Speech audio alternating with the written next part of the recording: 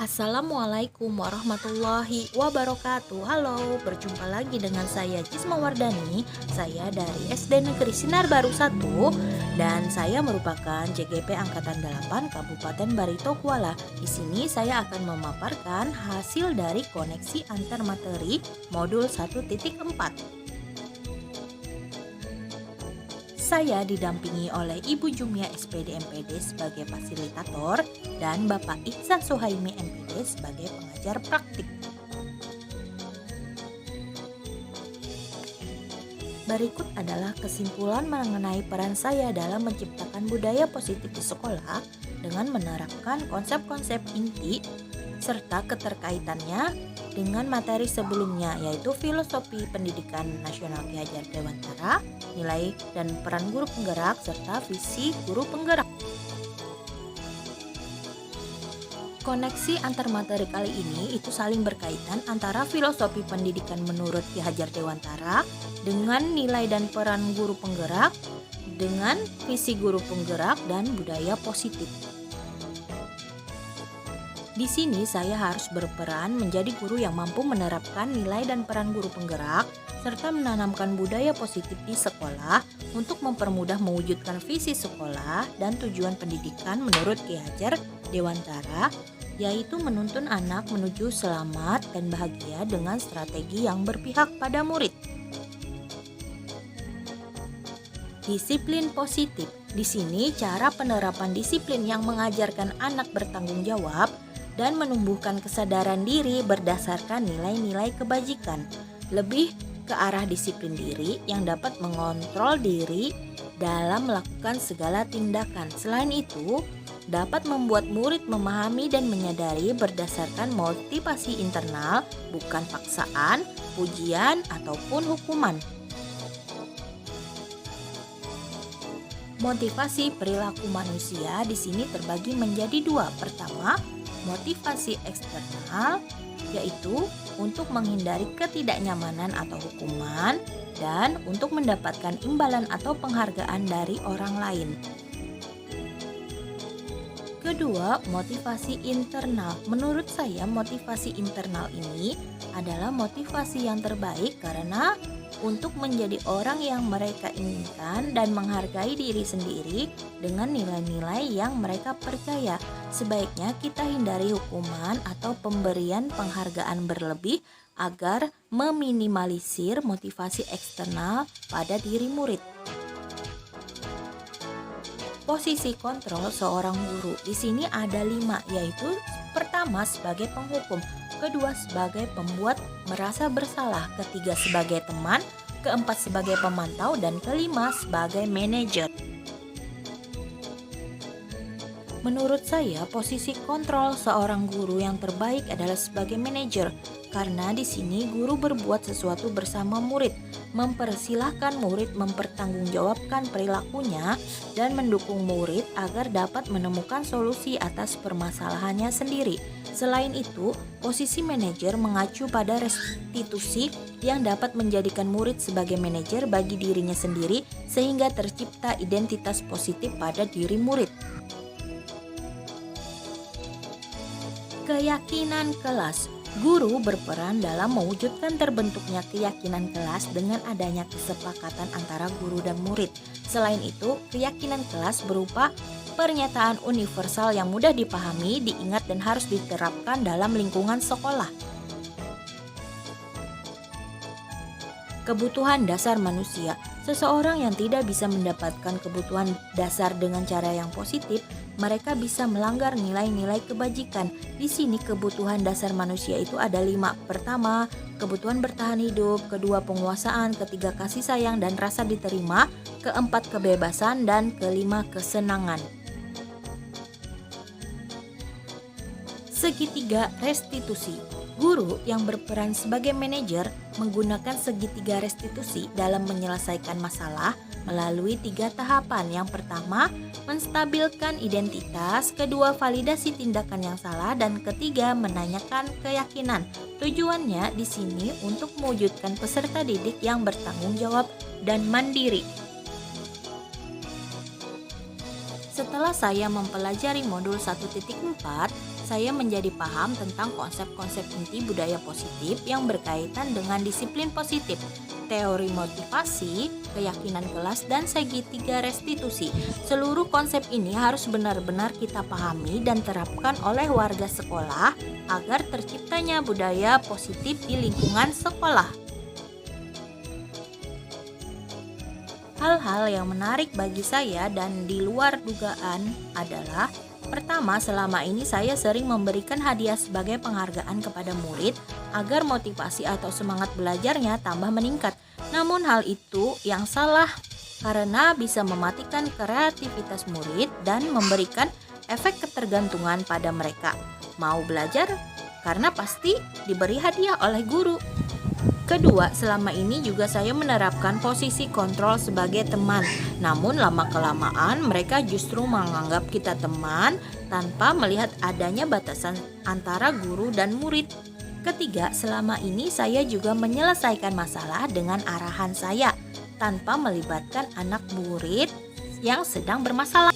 Dan keempat, selama ini saya menerapkan peraturan kelas di mana masih ada penggunaan kata-kata yang negatif, misalnya penggunaan kata dilarang ataupun tidak. Setelah mempelajari modul 1.4, perubahan yang terjadi pada cara berpikir saya dalam menciptakan budaya positif di kelas maupun di sekolah adalah: pertama, penerapan posisi kontrol yang biasanya saya terapkan itu adalah sebagai teman. Namun, saya akan merubahnya menjadi posisi kontrol sebagai manajer. Kedua, pemberian hadiah sebagai penghargaan maupun ucapan terima kasih akan saya hilangkan. Ketiga, saya akan mengubah peraturan kelas menjadi keyakinan kelas. Karena kata-kata yang positif akan menciptakan lingkungan yang positif juga. Dan keempat, bila ada suatu masalah dengan anak murid, saya akan mencoba menyelesaikannya dengan segitiga restitusi, tentunya dengan melibatkan mereka dan mereka sendiri yang akan berpikir mencari jalan solusi dari permasalahannya tersebut. Pengalaman yang pernah saya alami terkait penerapan konsep-konsep inti dalam budaya positif baik di lingkup kelas maupun sekolah adalah: kebetulan di sekolah saya jumlah satu sekolah hanya 11 orang, jadi jarang sekali terjadi perkelahian antar mereka.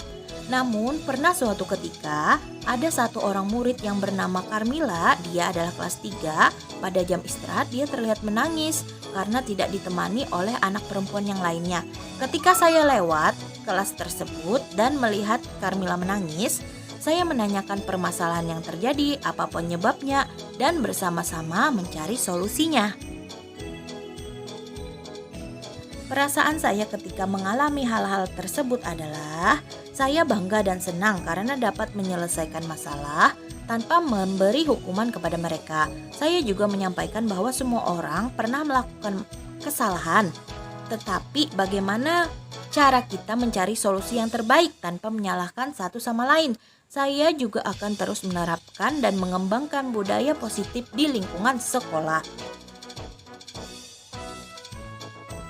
Menurut saya, terkait pengalaman dalam penerapan konsep-konsep tersebut, hal yang sudah baik adalah tentang disiplin positif, penerapan keyakinan kelas, dan menyelesaikan permasalahan dengan menggunakan segitiga restitusi. Namun, masih ada yang perlu diperbaiki, yaitu guru sebaiknya menggunakan posisi kontrol sebagai manajer dalam menyelesaikan masalah yang terjadi pada anak, dan guru sebaiknya menerapkan motivasi internal kepada anak sehingga mereka di dalam proses pembelajaran tidak mengharapkan hadiah sebagai bentuk penghargaan. Menurut saya, solusi dari tantangan agar rekan sejawat juga menerapkan budaya positif dengan posisi kontrol sebagai manajer adalah saya akan menularkan kebiasaan baik kepada guru lain dan peserta didik dalam membangun budaya positif, yaitu dengan menguatkan apa yang sudah menjadi budaya dan iklim baik di sekolah, kemudian memunculkan kekuatan yang berkaitan dengan posisi guru sebagai manajer, dan berbagi praktik baik dengan rekan sejawat di sekolah.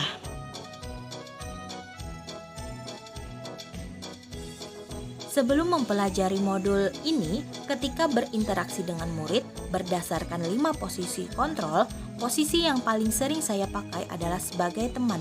Namun lama-kelamaan saya merasa mereka jadi kurang hormat dengan kita sebagai guru dan menganggap tidak ada batasan antara guru dengan murid, sehingga seringkali mereka menganggap remeh apa yang kita bicarakan serta menunggu kita untuk mencari solusi dari suatu permasalahan. Setelah mempelajari modul ini, posisi yang saya pakai adalah sebagai manajer. Menurut saya, anak-anak semakin bertanggung jawab dan lebih dewasa dalam menyelesaikan sebuah masalah dan mereka jadi tahu batasan antara guru dengan murid.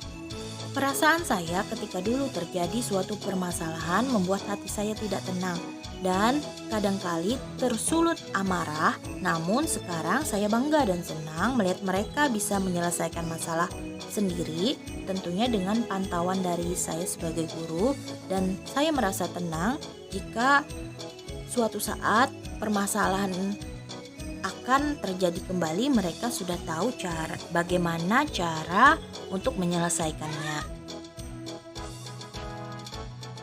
Sebelum mempelajari modul ini, saya belum sepenuhnya menggunakan strategi segitiga restitusi, namun ada beberapa tahap yang sudah saya terapkan, misalnya dalam menstabilkan identitas dan memvalidasi tindakan yang salah. Saya memberi penguatan agar mereka tenang dan tidak merasa disalahkan, mencari tahu permasalahan dan apa penyebabnya. Namun saat itu saya lebih banyak memberikan solusi, bukan membantu siswa untuk mencari solusi sendiri.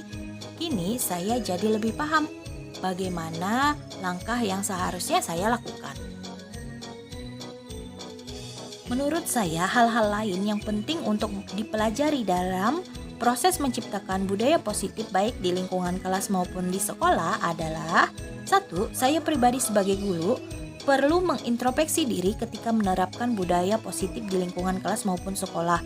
Jika dalam proses penerapan budaya positif tersebut ada yang perlu diperbaiki dan belum sesuai, maka saya akan langsung merevisinya sesuai dengan keadaan lingkungan kelas maupun sekolah.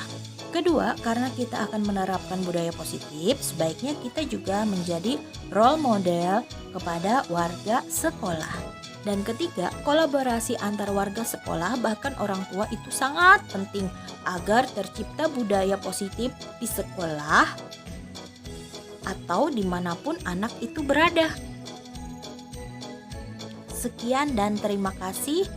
Salam guru hebat di seluruh Nusantara. Guru bergerak, Indonesia maju.